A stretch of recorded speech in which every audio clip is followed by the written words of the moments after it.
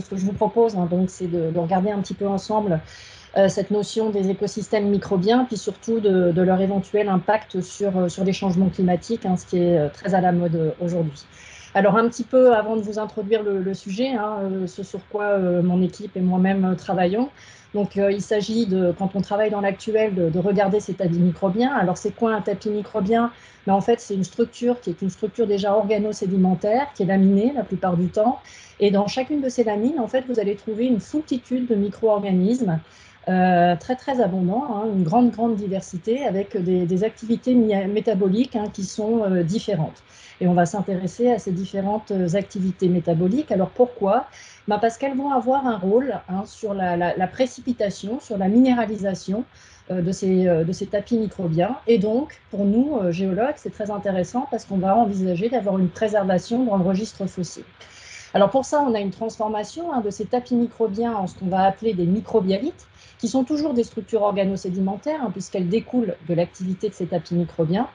Et elles sont surtout le lieu de précipitation minérale et de piégeage de particules sédimentaires. Alors, pourquoi est-ce qu'on s'intéresse à ces dépôts microbiens? D'abord parce qu'on les trouve aujourd'hui, hein, dans beaucoup d'environnements, on va le voir.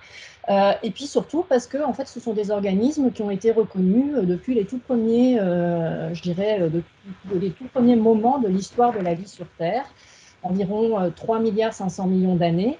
Donc vous voyez que ça représente en fait des archives qui sont relativement continues dans l'histoire de notre planète. Et on va pouvoir d'ailleurs les observer, hein. Ici, je vous ai mis une charte chronologique, hein, donc de l'évolution depuis le Cambrien, puis vous voyez donc la durée du Précambrien qui était beaucoup plus longue que le Phanérozoïque, avec les différentes périodes de crise, hein, de la biodiversité. Et on regardera un petit peu plus tard on peut associer le développement des tapis microbiens à ces périodes de grande crise de la biodiversité. Mais pourquoi est-ce qu'on s'y intéresse aussi? Justement, comme je vous le disais, on les retrouve à toutes les latitudes, en fait, ces différents tapis microbiens et ces différentes microbialites, depuis les hautes latitudes jusqu'aux basses latitudes, donc ce qui va favoriser ou faciliter leur étude. Aujourd'hui, malgré tout, ces communautés microbiennes sont souvent en association avec ce qu'on appelle des environnements extrêmes. Alors extrêmes de par la température, la salinité ou encore le pH.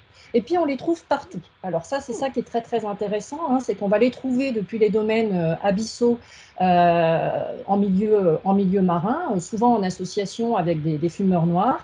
Et puis, quand on va remonter ici dans des environnements un petit peu moins profonds, alors vous avez parmi les plus connus dans les environnements littoraux, les stromatolites de Shark Bay, hein, que tout le monde connaît, mais on trouve des environnements tout aussi spectaculaires où on va pouvoir avoir des tapis microbiens et même des microbialites qui se développent dans des domaines lacustres, tels qu'au Grand Lac Salé aujourd'hui, ou encore dans des lacs d'environnement d'eau douce, ou dans des rivières, ou même dans des cavités karstiques, on pourra observer ces tapis microbiens.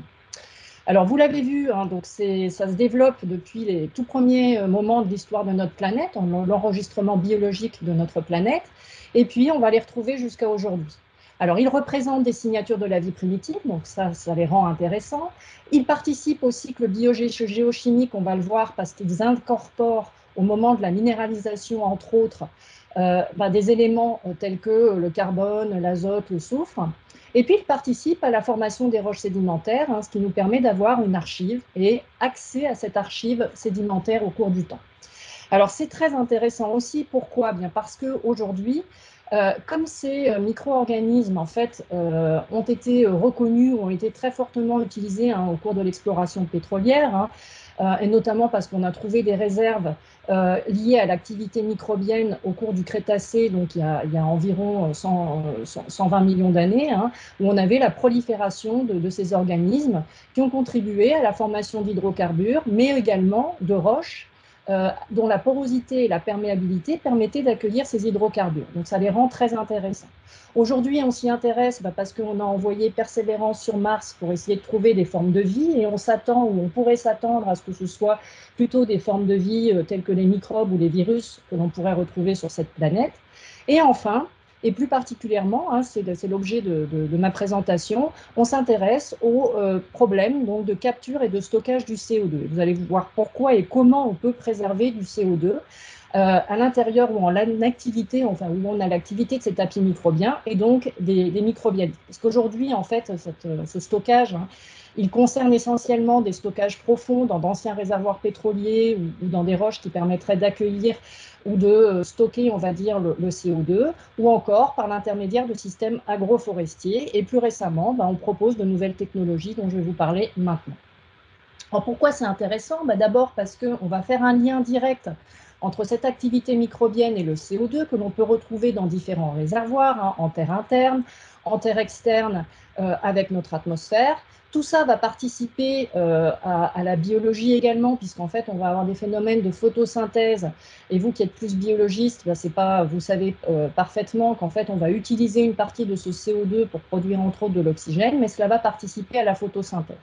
Donc, vous voyez que c'est tout un cycle. Et nous, on s'intéresse plus particulièrement donc, à ces éléments que sont le CO2.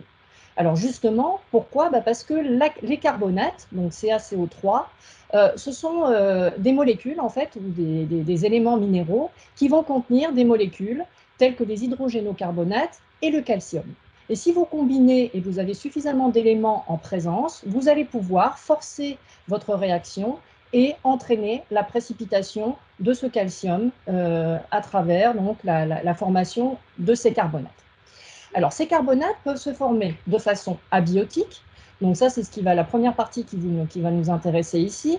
C'est-à-dire qu'on n'a pas besoin du vivant, en définitive, pour pouvoir précipiter ces carbonates. Ce qui va être important, c'est que l'on dégaze le CO2, cette fois-ci. Alors là, ce n'est pas très intéressant pour nous, parce que ça veut dire que vous allez relarguer du CO2 dans l'atmosphère.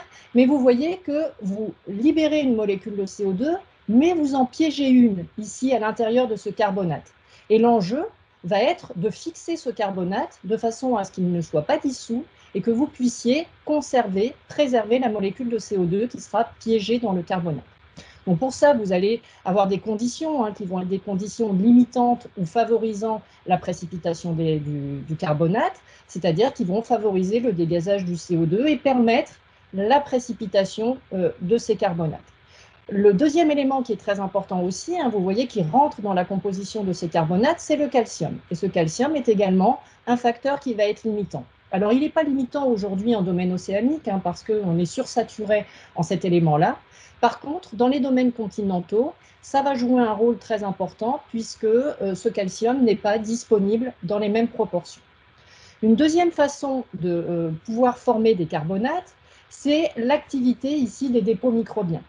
Et on a montré récemment, de nombreuses équipes ont montré que l'on pouvait avoir un rôle très efficace de ces communautés microbiennes sur la formation de ces carbonates. Alors de plusieurs façons différentes. On va parler dans ce cas-là d'organominéralisation, ce qui est un petit peu différent de la biominéralisation que vous connaissez. Alors la biominéralisation, c'est la capacité des organismes de par leur patrimoine génétique, à provoquer la précipitation du carbonate. Mais il existe d'autres façons pour précipiter le carbonate, c'est cette organominéralisation qui est directement en lien avec ces activités microbiennes, soit directement parce que les organismes microbiens vont modifier les conditions qui sont dans leur environnement. À ce moment-là, on parlera de minéralisation biologiquement induite, ou alors parce que les substances exopolymériques qui sont sécrétées par ces tapis microbiens vont pouvoir être des sites de nucléation et de précipitation des phases minérales.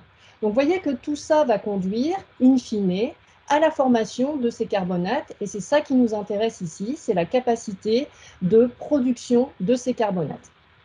Alors justement, il faut des conditions tout à fait particulières, c'est-à-dire que ça va nécessiter de connaître la composition des communautés, de comprendre les réactions métaboliques et de regarder si toutes les communautés microbiennes sont capables de produire des composants minéraux, puisque nous, c'est ce qui va nous intéresser à l'arrivée. Alors pour ça, vous voyez que je vous ai remis ici un petit peu les différents types. En fait, ça c'est quand même relativement plus simple, parce que dans un tapis microbien, vous avez plusieurs milliers d'espèces différentes de micro-organismes qui sont impliqués dans l'activité de ce tapis. Donc c'est très difficile de savoir laquelle va pouvoir efficacement induire la précipitation des carbonates. Alors heureusement pour nous, toutes ces bactéries et tous ces microbes, en fait, n'ont que quelques métabolismes particuliers qui vont leur permettre de puiser la source d'énergie qui est nécessaire à leur développement et, dans certains cas, de provoquer la précipitation des carbonates. Alors, ce qui nous intéresse, c'est ceux qui sont en bleu, puisqu'en fait, ce sont tous les métabolismes qui sont capables de provoquer la minéralisation des carbonates. Et puis, vous vous apercevez, il y a un petit soleil et une petite lune, hein, c'est qu'il y a certains métabolismes qui peuvent être actifs le jour et la nuit, ou uniquement le jour. Et donc, on va s'intéresser effectivement à ces différents rôles métaboliques. Donc, vous l'avez compris, les organismes, hein, eux-mêmes, directement, vont être capables de modifier l'alcalinité, c'est-à-dire la concentration en ions qui est présente pour permettre la minéralisation. Et donc, ça, on va parler plutôt de composants internes, c'est-à-dire que ce sont les organismes qui sont capables de modifier leur micromilieu pour pouvoir induire cette production carbonatée. Donc, ils vont modifier également très localement les conditions environnementales et donc favoriser l'évaporation, des gazages qui vont également participer, donc aider, on va dire, à la minéralisation. Donc là, vous avez quand même des facteurs externes, mais qui sont directement liés à la présence ou en contact avec ces tapis microbiens. Alors nous, on travaille à une échelle un petit peu différente, c'est-à-dire qu'on travaille depuis l'échelle des bassins sédimentaires en regardant toutes les fabriques à différentes échelles, macro, méso et microscopiques, et enfin les microstructures. Et on essaye d'intégrer tout ça pour essayer de comprendre comment l'environnement en fait va participer à la précipitation de ces carbonates. Alors là, je vous ai pris un exemple. Hein. On a travaillé à Cuba ces dernières années et on a travaillé plus particulièrement sur ces petites lagunes ici qui sont préservées de l'océan Atlantique. Hein. Vous avez des alimentations ici par ces petits systèmes de passe et on a regardé si on pouvait retrouver des tapis microbiens au sein de ces différentes lagunes. Alors voilà les objets qu'on a pu retrouver, hein, vous voyez, et on les a étudiés d'un point de vue des organismes eux-mêmes, c'est-à-dire qu'on a essayé de faire une diversité, on a essayé de regarder quels étaient les métabolismes qui étaient impliqués dans la minéralisation, et puis ensuite on a regardé les minéraux qui étaient résultants de cette activité microbienne, et ensuite on replace ça dans un contexte plus environnemental. Donc on a réussi à montrer qu'effectivement ces organismes étaient capables de précipiter ou de participer à la minéralisation et à la formation des carbonates. Donc on a proposé ici différents types de modèles hein, qui sont disponibles dans la littérature, où on arrive à montrer qu'en fonction du type de bactéries auxquelles on a affaire, on va pouvoir procéder ici à des minéralisations. Et en fait, c'est ça que vous allez préserver dans le registre fossile. En fait, ce sont ces produits issus de l'activité de ces bactéries qui vont être préservés.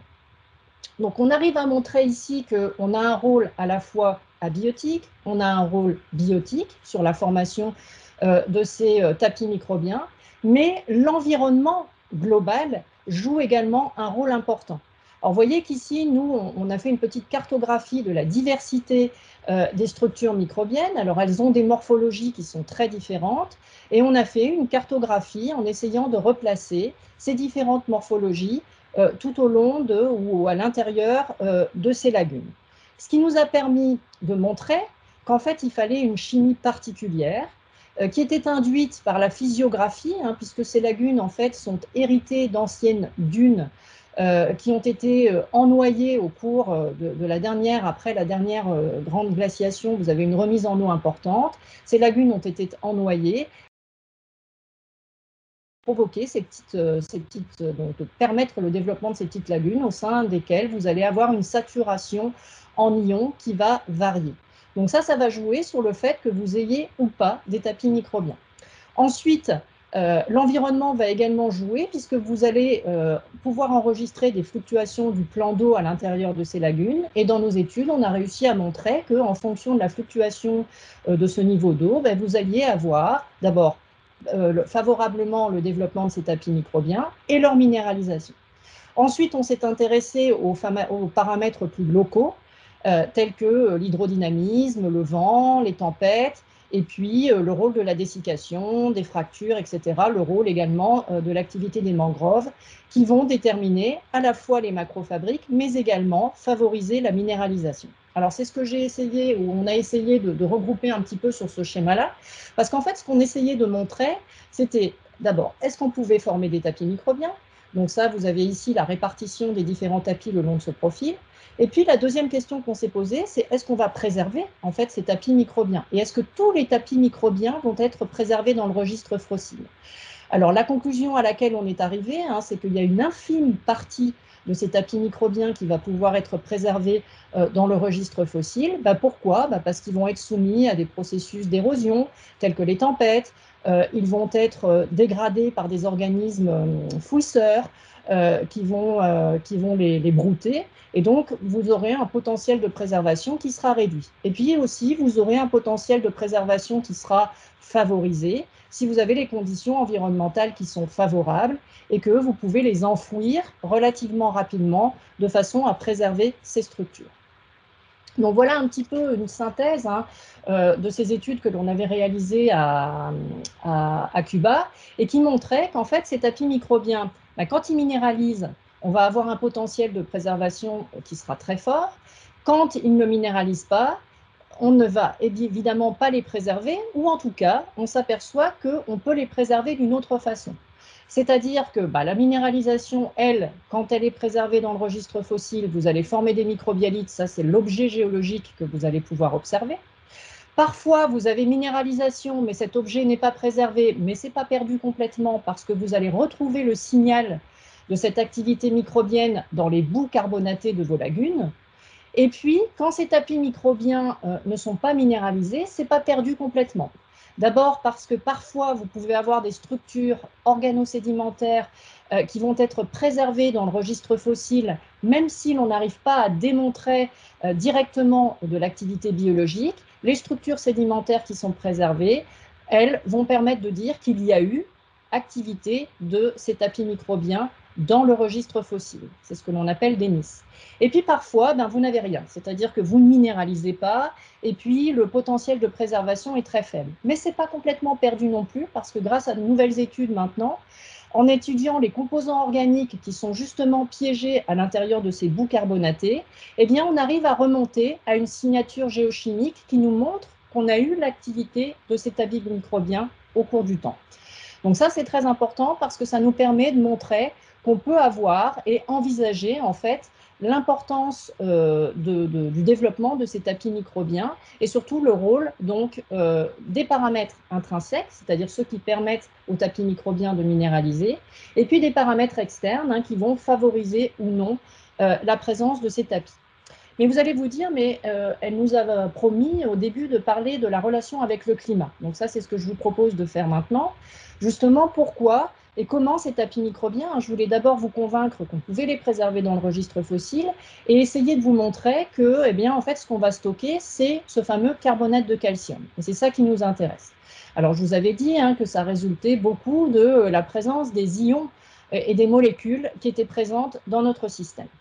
Alors en fait, quand on regarde le registre fossile, pour faire un lien un petit peu avec le passé, on soulève la question de l'abondance et de la diversité des microbialites préservés. Alors j'espère que la première partie de mon discours vous a permis de comprendre qu'en fait, on ne préserve dans le registre fossile qu'une toute petite partie de l'activité microbienne qui a pu exister tout au long de l'histoire de notre planète. Alors vous voyez ici la représentation en fait au cours du temps, depuis des milliards d'années jusqu'à aujourd'hui. Vous voyez que le phanérozoïque, c'est une toute petite partie de l'histoire de notre planète, et on a reporté sur ce schéma la diversité de ces organismes microbiens au cours du temps.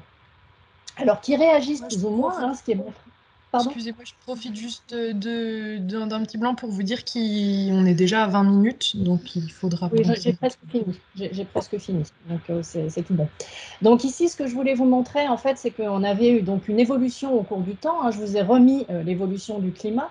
Donc ça veut dire qu'à long terme, on peut faire un lien entre le développement de ces communautés microbiennes, en fait, et de leur abondance, avec ce que l'on appelle les taux de saturation en calcite, donc c'est ce fameux carbonate dont je vous parle depuis tout à l'heure, et on s'aperçoit qu'effectivement, pendant les périodes où on a une très forte croissance au cours de l'histoire de notre planète de ces tapis microbiens, ça correspond souvent à des saturations, on va dire, en calcite de nos océans. Et c'est souvent lié, en fait, à ces périodes de grande crise de la biodiversité qui ont jalonné l'histoire de notre planète. Et cela peut avoir un impact. Hein. Vous voyez que, par exemple, pendant les périodes froides, on a très peu ou on a moins de tapis microbiens qui sont préservés, alors que pendant les périodes chaudes de l'histoire de notre planète, on en a plus. Donc on peut réaliser des relations ou proposer des relations à cette échelle-là. À plus court terme, en fait, c'est ce sur quoi on travaille aujourd'hui. Hein, donc, je ne vais pas développer beaucoup plus parce que je suis arrivée à la fin du temps. Mais je voulais vous montrer qu'en fait, nous, ce qu'on veut faire ici, en fait, en Bourgogne, hein, on va travailler sur les écosystèmes continentaux et qui sont très minéralisants. Donc, tous les tuffas qui sont en lien avec nos rivières. Pourquoi? Parce qu'en fait, en caractérisant ces objets naturels, hein, on a commencé à le faire. Ce que l'on veut réaliser, en fait, c'est déterminer des volumes de carbonate qui vont être piégés dans ces tuffas, puisque ce sont des systèmes qui précipitent aujourd'hui de très grandes quantités de carbonate. Et si l'on estime ce volume de carbonate, on va pouvoir estimer la quantité de CO2 qui pourra être piégée dans ces carbonates. Évidemment, on va regarder un petit peu si ces carbonates vont être stables au cours du temps. Mais vous voyez que ça ouvre d'énormes perspectives, hein, et c'est là que se fait le lien avec le climat, c'est que, en fait, ça n'a jamais été fait jusqu'à présent. On a des systèmes à la surface de notre planète qui sont des systèmes actuels, qui sont en cours de fonctionnement, et ces systèmes, en fait, précipitent une très grande quantité de carbonate. D'ailleurs, une partie de ce carbonate peut être utilisée pour les pierres de construction, par exemple, ou comme isolant. Donc, nous, ce que l'on fait en ce moment, hein, c'est qu'on propose une nouvelle méthode, on va dire de stockage définitif. Alors, pourquoi stockage définitif? Parce que vous allez piéger une molécule de CO2 dans ces carbonates, ce qui permettra donc, si on arrive à reproduire ces précipitations dans des systèmes de piscine, avec une activité microbienne qui vient catalyser ces phénomènes de minéralisation, eh bien, on pourra envisager de modifier les teneurs en CO2 de notre atmosphère. Voilà, je vous remercie.